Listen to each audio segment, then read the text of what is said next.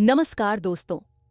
आज हम बात करेंगे एक ऐसी अद्भुत शक्ति की जो हमारे अंदर है, हमारी सबकॉन्शियस माइंड यानी अवचेतन मन की शक्ति के बारे में।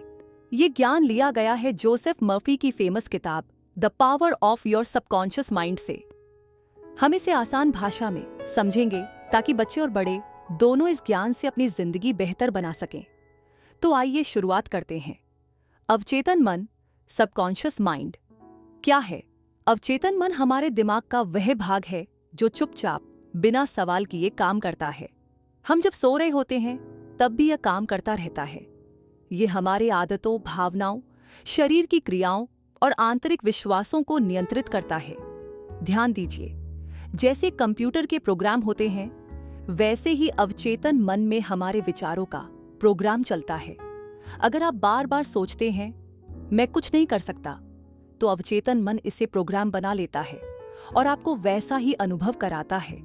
अगर आप सोचते हैं मैं सफल हो सकता हूं, तो अवचेतन मन आपको सफलता की ओर ले जाने लगता है। अवचेतन मन कैसे काम करता है? चेतन मन, कॉन्शियस माइंड, सोचता है, निर्णय लेता है, योजना बनाता है। लेकिन अवचेतन मन जो कुछ चेतन मन से मिलता है उसे बिना तर्क किए स्वीकार कर लेता है। ये उन विचारों को हकीकत में बदलने लगता है। जैसे अगर आप लगातार डरते रहते हैं कि मैं बीमार हो जाऊंगा, तो अवचेतन मन उस डर को सच्चाई में बदल सकता है। लेकिन अगर आप रोज सोचते हैं मैं स्वस्थ हूं, मेरा शरीर मजबूत है, तो अवचेतन आपके शरीर को सचमुच मजबूत बनाने में मदद करता है।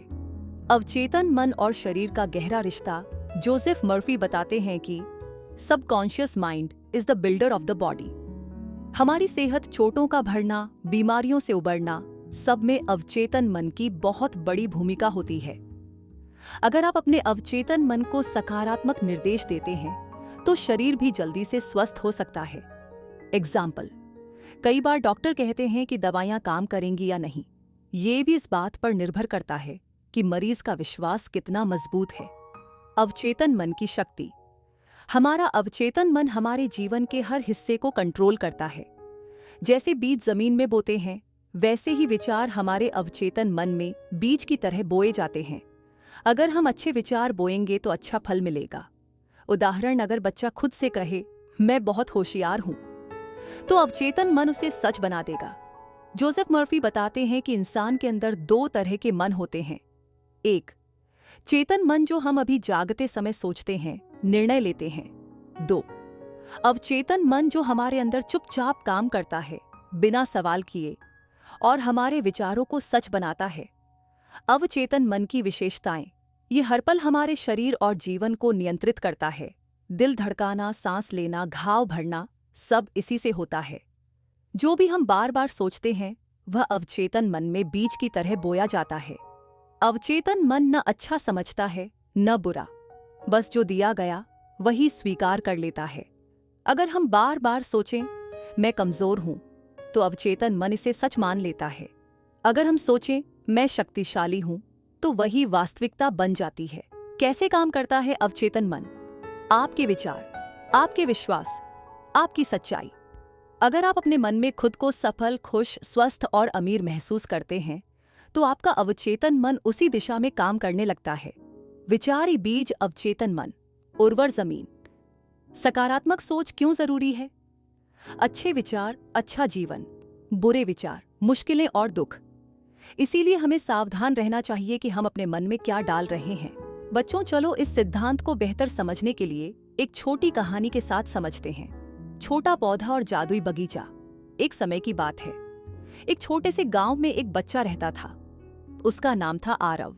आरव के पास एक प्यारा सा बगीचा था। हर दिन वह उसमें दो तरह के बीज बोता था। 1 गुलाब के बीज, खुशियों के, 2 झाड़ियों के बीज, डर और चिंता के। आरव बिना सोचे समझे दोनों तरह के बीज बोता रहा। धीरे धीरे उसके बगीचे में झाड़ियां फैलने लगीं और गुलाबों को दबाने लगी। बगीचा सुंदर नहीं रह गया, वह बिखरा बिखरा, उलझा उलझा सा हो गया। एक दिन उसके दादाजी आए और बोले, बेटा, जैसे बगीचे में जो बीज बोते हैं वही उगता है, वैसे ही तुम्हारे मन का भी बगीचा है। अगर तुम डर और चिंता के बीज बोओगे तो वही उगेगा। अगर तुम प्यार, खुशी और विश्वास के बीज बोओगे तो तुम्हारा मन भी गुलाबों से भर जाएगा। आरव ने बात समझी। अब वह रोज सिर्फ अच्छे बीज बोता। मैं बहादुर हूँ, मैं समझदार हूँ, मैं खुश हूँ। कुछ ही महीनों में उसका असली बगीचा भी सुंदर गुलाबों से भर गया और उसका मन भी। सीख, जैसा हम सोचते हैं वैसा ही हमारे जीवन का बगीचा बनता है। अपने मन में हमेशा अच्छे विचारों के बीज बोइए। आपका अवचेतन मन आपके विचारों को सच बनाता है। जो आप सोचते हैं वही आप बनते हैं। हमेशा सकारात्मक और सुंदर विचारों के बीज बोइए। अगर आप चाहें तो मैं अगले चैप्टर 2, आप जो सोचते हैं वही बनते हैं, को भी इसी तरह सरल भाषा और कहानी के साथ वीडियो लेकर आएंगे। यदि आपको आज का वीडियो पसंद आया है तो कृपया हमारे चैनल को लाइक, शेयर और सब्सक्राइब करें।